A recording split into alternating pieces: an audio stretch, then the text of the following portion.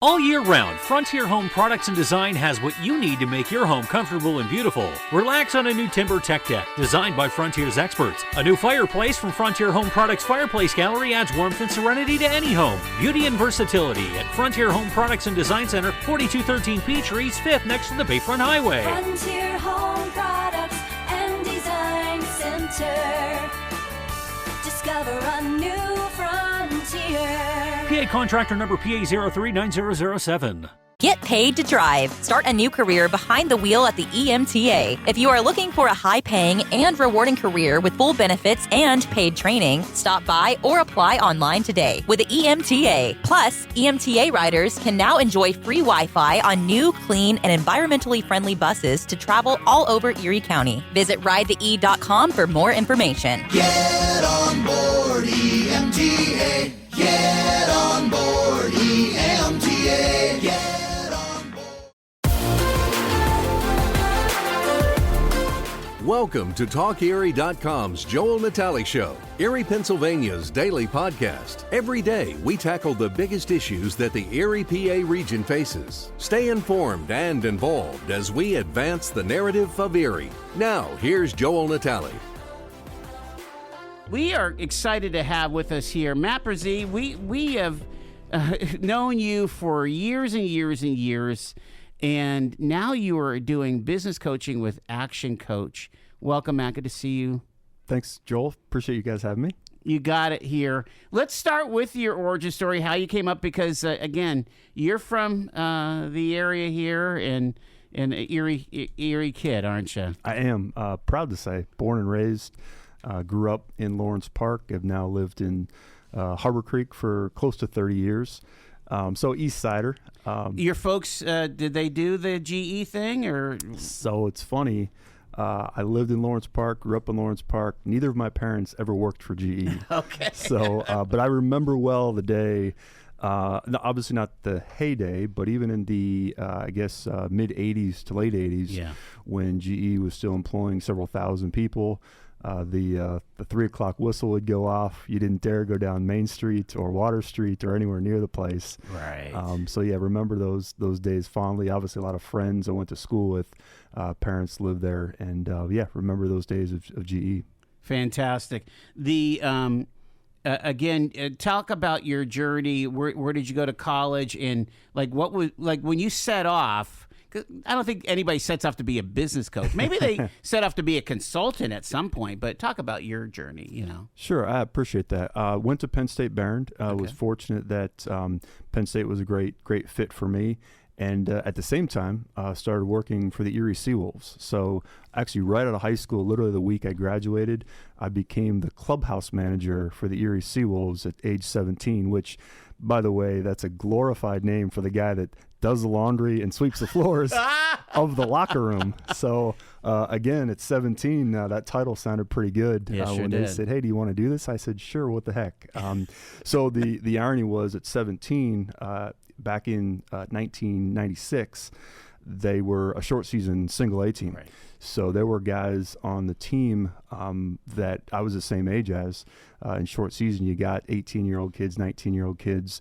That first summer, Aramis Ramirez was probably the most notable player that was in the clubhouse that year. Pirates that's right. Organization? Exactly, yeah. Pirates affiliate at the time. Mm-hmm. So anyways, that's where I started, and I was fortunate that kind of with the desire, having played sports growing up, loving the games, baseball, basketball, football. I'm fortunate to be able to work. And at first I thought it was a good summer gig. Yeah. Parlayed that into, within 2 years, they hired me full time, ran stadium operations, concessions, all of that. Again, I like to say I got promoted from doing laundry to cleaning out the fryers, pressure washing the concourse, and unloading beer trucks, and survived the first ever series of Buck Nights back in those days. Now that was about 1999 or so when we started with the Buck Night concept. I used to bring my kids, sitting in the bleachers. Yeah, for $1, Sure, and the night that credit John Fry, who was our general manager at the time. Yeah. John came up with this concept to try to put some butts in seats on a Monday night, And the first couple went okay. We partnered with the newspaper on doing some promotion around it and said, well, let's get the word out and maybe we'll gradually grow some attendance. As luck would have it, there was a Monday night in July when it was about 80 degrees.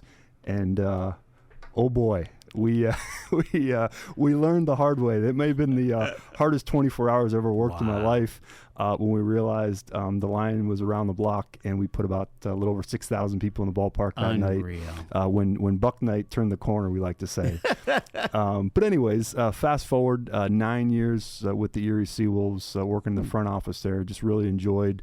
Got to be there for the transition then from short season A to Double A. Had great experiences there. From there, landed at Erie Insurance, worked in corporate communications. So just a little bit down French Street. Right. I moved. And as luck would have it, a few years after that, heard about a professional basketball team coming to town. So I was about the third employee with that staff. And we were fortunate we got to launch the team that year. That was now 2008. Got to name the team, brand, identity, hire our first head coach, which of course was the Erie Bayhawks. And 13 years there, 12 as the team president. I was going to say, what did you start out as? Because I've only known you as the president. Sure. The very first year, I was the vice president, business development. Okay. So really being able to take a lot of what I learned, working with the Seawolves. Of course, Erie was such a great, is such a great minor league town. You've got companies and corporations that really believe in the quality of life that that sports can bring, in addition to the arts and all of that. So fortunate that as we built the business, a lot of companies that partnered with us, and then what followed, of course, was the ticket sales and the little different product, with the courtside seats and the suites and all that sort of thing. Really had some great years, and we were talking about that yesterday with Gus Pine. Yeah, that we missed the Bayhawks because it was a really quality product. That was put out at the arena every night. Really fortunate that we had it, and now that we don't have it anymore, really nobody's fault. Right. The landscape of the NBA just really changed. We were very fortunate to be in at the time that we were, because the growth and the trajectory of what was the NBA Development League to becoming the NBA G League to where it is today, the growth was just tremendous. So we were fortunate to be in at a really cool time of growth. But ultimately what's happened is a lot of the NBA teams started buying the teams, so the business model has changed. And as a result, they're moving these teams closer to home. Makes sense. And even Cleveland's now plays a few blocks away from the Cleveland Cavaliers. So they see it now more in terms of the basketball operations, being able to share resources, being able to move players very quickly within literally minutes or hours, being able to share facilities, coaching staff, being able to be more integrated to the NBA club. So therefore, nobody's fault that it's not there anymore. But yeah, certainly we're fortunate to be a part of it as long as we were. One question, we were the last affiliation was with the New Orleans Pelicans, right? That's correct. Do they still have a team in Baton Rouge, or do they move that even closer? Birmingham.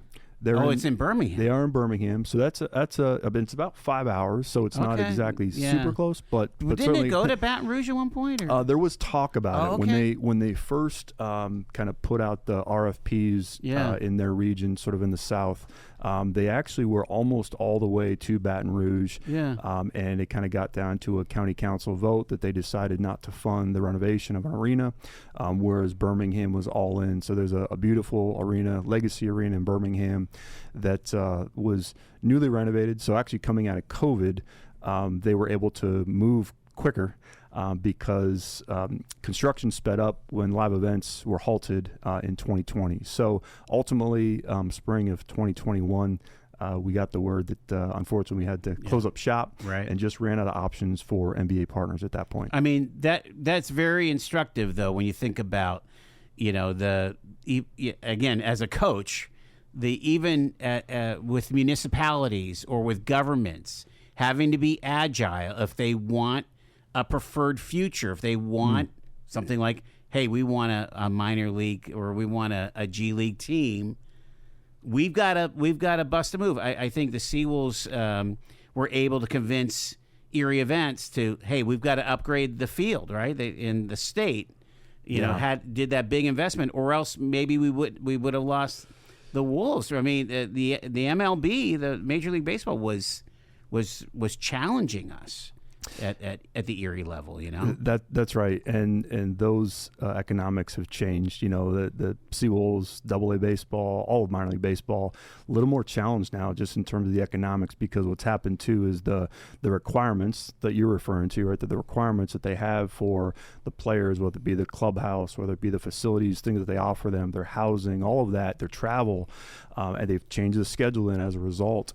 All that impacts the bottom line. So I give both organizations a lot of credit, the Otters and the Seawolves, for both. You said it, being agile, adapting, adjusting. I think the ballpark improvements, obviously the arena has been just absolutely tremendous in the improvements they've made, but the ballpark improvements have been really nice. And I think because that's kind of where I cut my teeth, I'll always have a special spot in my heart. So it's great to see them still doing so well. All right, so stay with us, Matt, on your journey here. So basketball's going away. What do I do next? Yeah, that's right. So I was fortunate that while we were at the Bayhawks, major marketing partner was with LECOM. Gotcha. And with LECOM's growth, had an opportunity to go there and work within that organization for would have been coming up on about 4 years now. So oversaw marketing communications there. So again, got a little bit exposure to a very different organization, in healthcare and higher education. So it was definitely a change. But again, fortunate that my family and I we've been able to find opportunity here. I'm a huge fan of Erie, Pennsylvania. I'm a big cheerleader for it. Not only being born and raised, but having raised a family here and have deep roots here. And now I've got even a granddaughter myself who's growing up here. So I love it. So the idea of coaching, has that always been part of your psyche? Because that's a big jump to kind of go into like a entrepreneurial role at that point. Sure. Always no. I think that it took some time to kind of do a lot of due diligence, first of all, a lot of soul searching in terms of really kind of driving my passion for helping people. Okay. And, as I looked at the different roles I've had, again, fortunate that for, now going on close to, 30 years, different roles, different leadership types of roles and responsibilities, made a lot of mistakes, in those days. But also had the fortune of learning from a lot of great leaders, going all the way back and pulling different things from. Some of it was just as simple as learning the right way to treat people. Others was learning more a little bit about the business, allowing me to learn as I go, whether it was learning to read financial statements or structure a benefit plan or what have you. So now as I kind of fast forward in the last couple of years, as I've looked at kind of, what is it that really kind of drives my passion and what I'd like to do for the kind of rest of my career, if you will, I was really drawn to coaching. Coaching is all about mentoring, being a guide. We like to say that, coaching in business or executives, for-profits, nonprofits, it's very similar to the analogy of sports too, in that while a coach can watch the film, be a different set of eyes, the Olympic swimmer that's going up and down the pool, the coach can walk alongside them, tell them what they're seeing, instruct them, but they can't get in the pool and do the work for them. Same with the basketball team, right? You can put in an offense, put in a defense, but you're not the one out there, making the assist or making the turnover or what might happen. So for those reasons too, I think there was a lot of alignment both in my passion for sports and that kind of background, but also just the business background itself. Really just genuinely enjoying kind of that servant leadership mentality too. And that's kind of what coaching comes down to, is the belief that there is abundance in the world for everyone to succeed, and being able to see others succeed, follow their goals, their dreams, accomplish their goals and dreams, and being able to help those business owners, those executives, whoever we're working with, a nonprofit, have greater impact. That gives me a lot of joy. So that's really kind of the mission and the goal and what ultimately led me down the coaching path.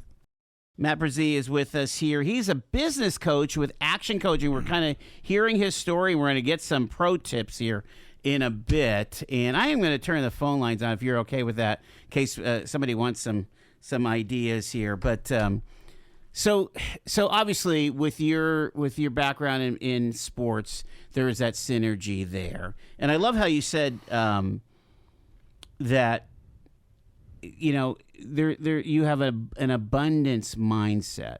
Can you drill down a little bit on this? Because especially coming up in Erie, you know, there's sometimes a predominant narrative that if somebody else is winning, we're losing. That's right.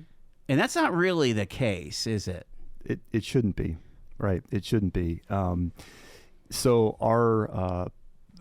Action Coach is a global franchise, which I've invested in. So I'm the local Action Coach here, and the Action Coach global mission is world abundance through business re-education.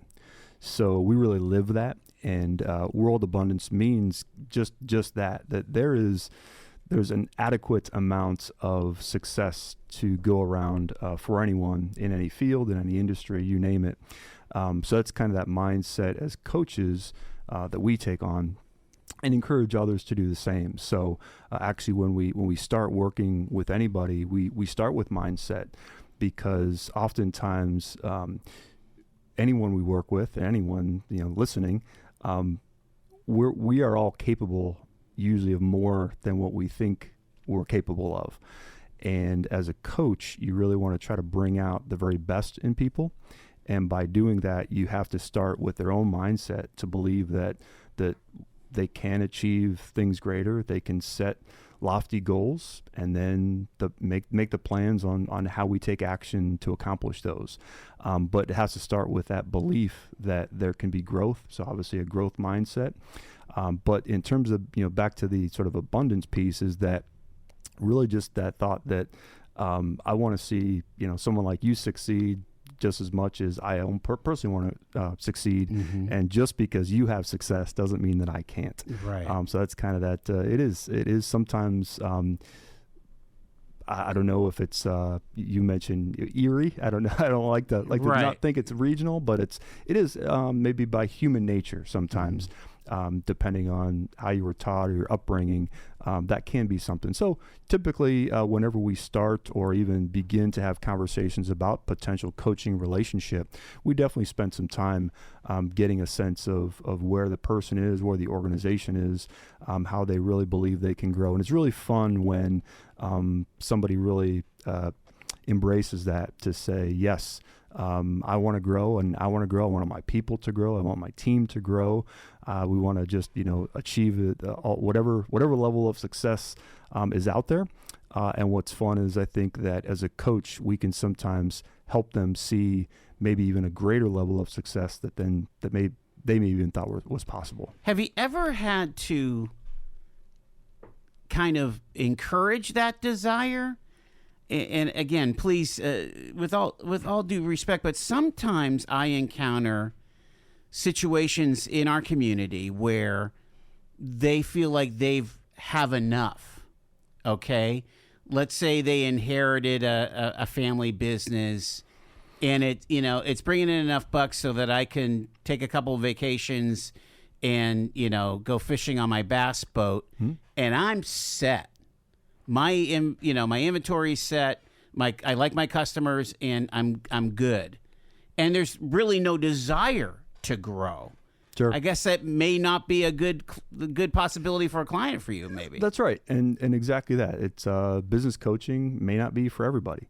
I've had those exact conversations. Say like, I'm good, we're content, and more power to you. Right? It's all in what they make, and I think that's also with coaching is, we want to learn and understand what their dreams and goals are, and then we can help them on that path. And it's I would say, though, Matt, that, and I'm sorry to interrupt, I would say, though, that our community kind of depends on a little more desire and drive, because we've been kind of just kind of staying the course, maybe having little green shoots here and there, but we've got to grow, right? Well, I'll say this, Joel. In my last several months, particularly in this space, really talking to a lot of people, different industries, again, for-profit, nonprofit, large business, startups, the Beehive, the Family for Center business at Barron, having heard a great mix of that. One, I'll say that Erie has tremendous resources for startups, not only financially, but just support of helping them getting going. What Ben Franklin is doing, again, Beehive, the community down at Radius Cowork, you name it, right? There are a lot of people really getting behind those types of efforts and startups here. But what you were saying about, yes, you need some of those that really want that initiative to keep moving Erie forward, adding jobs. And what's been really refreshing is they're out there. They're really out there, which is very exciting from my perspective, because sometimes when you bring up business coaching, I've had friends and people that I've talked to that said, well, I'm not sure I need a coach. It doesn't necessarily have to be broken in order to have a coach. What's exciting is when I have the conversation about, we have some thoughts or some plans or some ideas for how we can really scale this thing and get bigger, add some locations or grow in some ways. We're just not maybe sure how to get there, or the steps we need to take in order to put the right personnel or train them or create the right systems. Like that's exciting, right? Like, let's go, let's dive in, let's figure out, let's walk that path with them, and figure out how we do that. So I like to think, Joel, that there's more of those than the others, but again, to each their own. The ones that are content where they are and status quo is okay. I like to say that the world maybe needs a little bit of all that. Yeah, I would agree. It's a lot of work to go, 1x or 2x, 3x, 5x, 10x. I mean, it's just a lot of work, and you got to put it in. Quickfill gasoline is made right here in America. United Refining Company, who operates Quickfill, refines its gasoline from North American crude oil in Warren, Pennsylvania. When you buy United Refining Company gasoline at Quickfill, you keep jobs and businesses in America, and you keep American families strong. You don't need to send your money overseas when you buy gasoline. Buy American-made gasoline at Quickfill. Quickfill, driving America.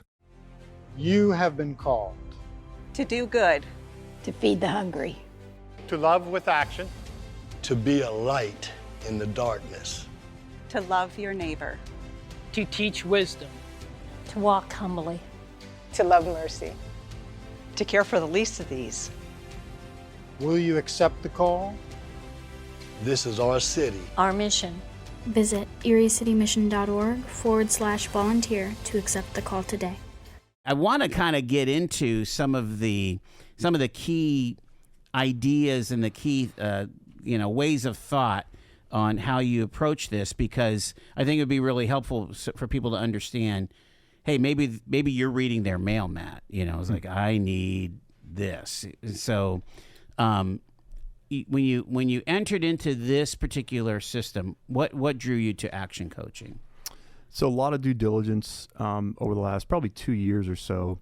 And what led me ultimately to Action Coach, they're a global franchisee in a little over 80 countries now. Been around for about 32 years, and there's about 1,100 licensed franchises around the world. Wow. So number one, the intellectual property that they bring was tremendous. So really, with any franchise model, that's kind of why you invest. So you're starting the Erie chapter. That's correct. Okay. Yeah, correct. The only one in Northwest Pennsylvania under the Action Coach program. But really, it was that the intellectual property. So it's tremendous, right? And the community. Then, so I have coaches myself. I have a couple of different coaches now that I'm learning from, just in terms of the coaching process. Those have been in the space and been very, very successful for a couple of years. Internationally, I have a couple of coaches that I work with internationally, because business is business, no matter where you are around the globe.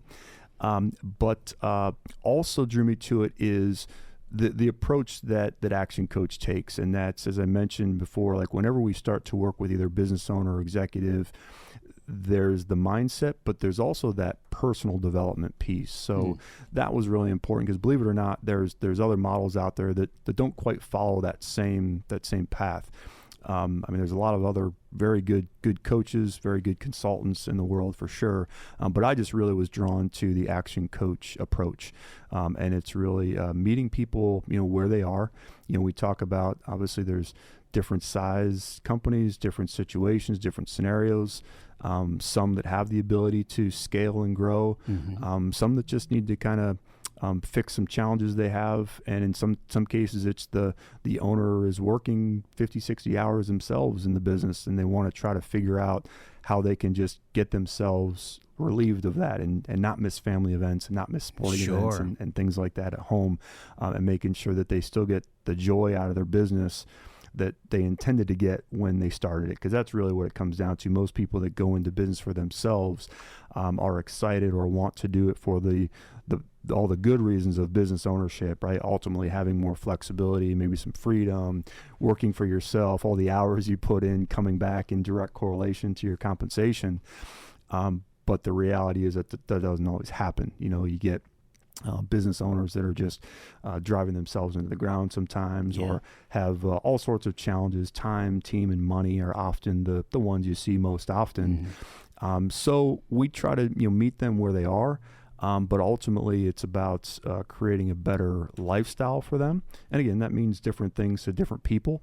But also defining their goals, and some of that's obviously can be financial and material. But others can just be having more time, spending more time with family. I want to coach my kids T-ball. Exactly, or just having more finances to give, to donate, charitable reasons, what have you. So it's really finding out what their end goal is, what drives them, what their passions are. Then we address, in a business scenario, their business's challenges and opportunities. And that's the thing we like to say too. It doesn't always have to be broken. Right. It can be that hey, we've got some great dreams here, and business is good. How do we get there, and how do we scale properly, and how do we do this efficiently? The time is probably the most common challenge we hear that I reference, whether they're working a lot in it, or gosh, they're doing so much in the operations they don't have the chance to maybe focus in on marketing or sales, or hiring someone else to get more help. So we try to help them manage that. Everybody's given the same amount of time. What you find is you've got to prioritize. There's some tools we have in place where you can study some of that as a business owner, take a look and prioritize. And then we try to help them navigate whatever that path looks like.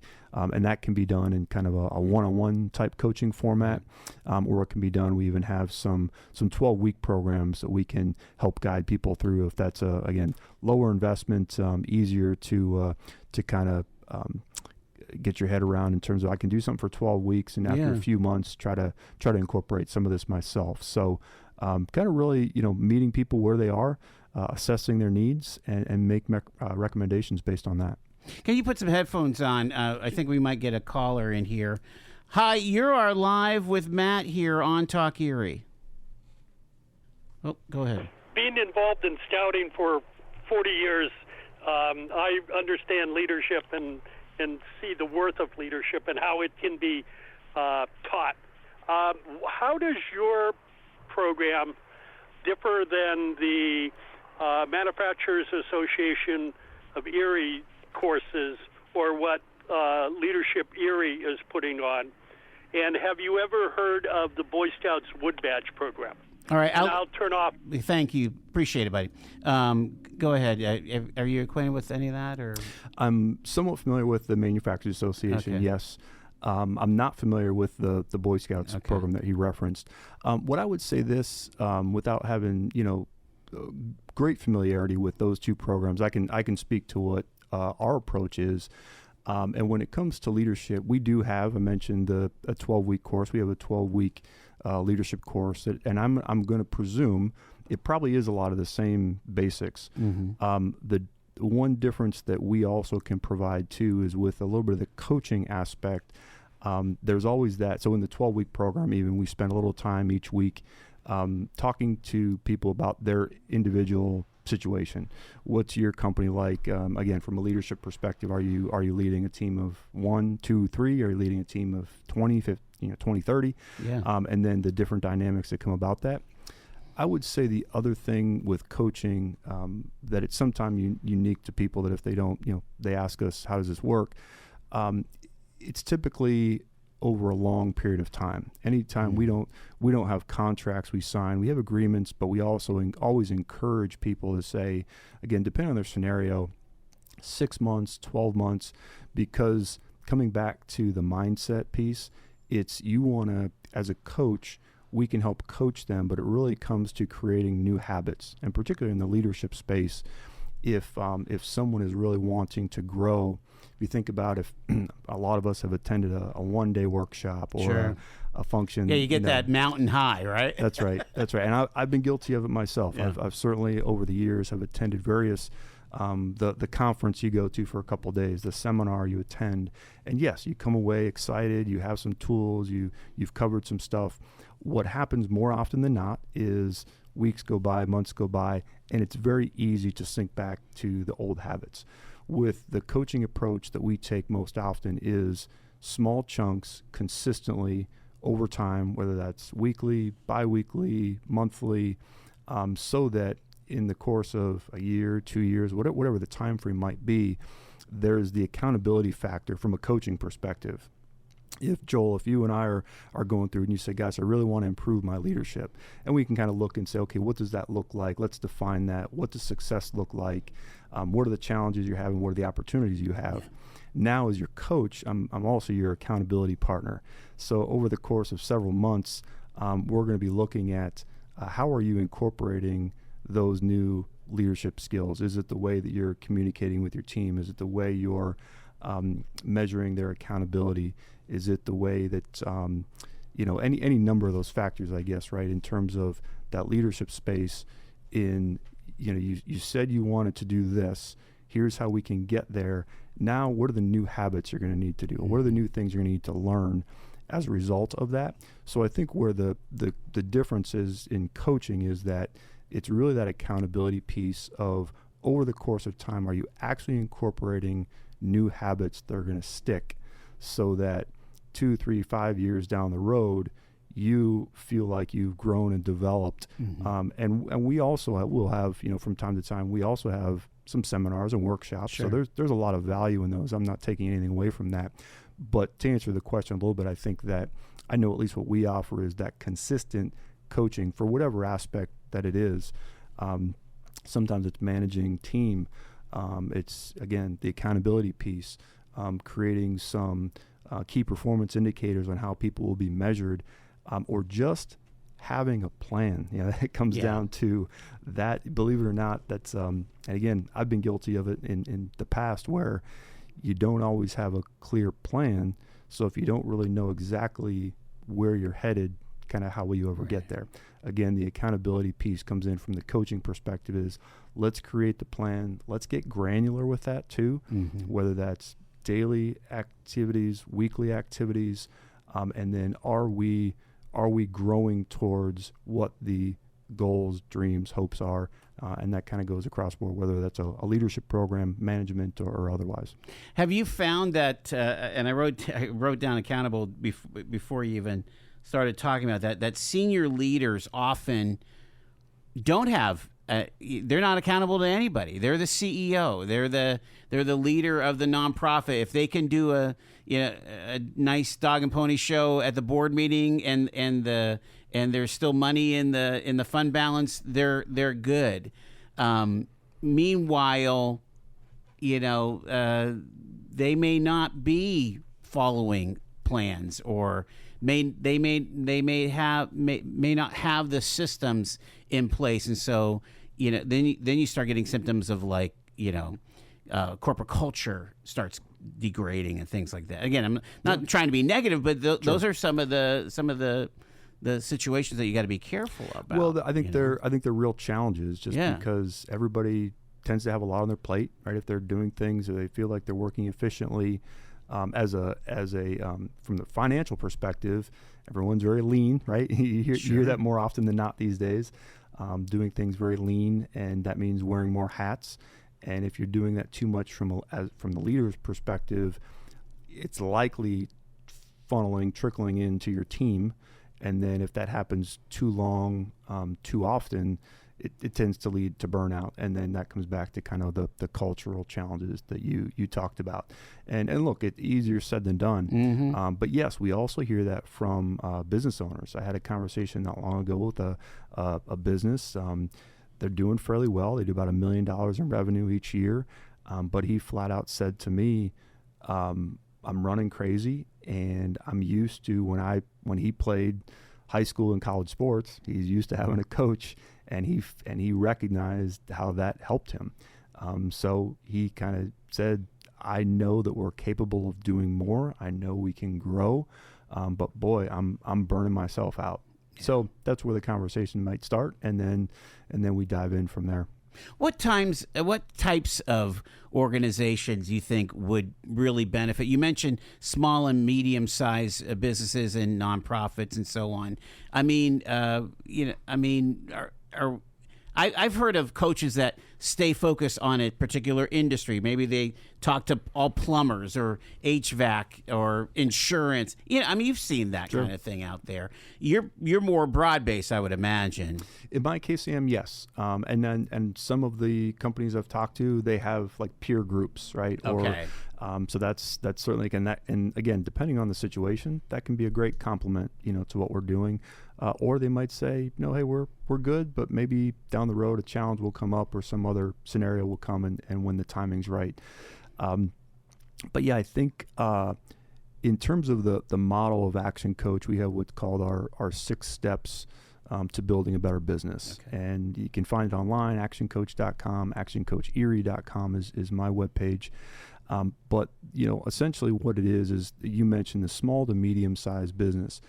Those that have gotten established, because typically in the startup phase, there's so much happening, right? That getting established, again, we mentioned earlier, Erie is tremendous resources right. for a lot of the groups in the startup. So there's a lot of free, low-cost resources in town.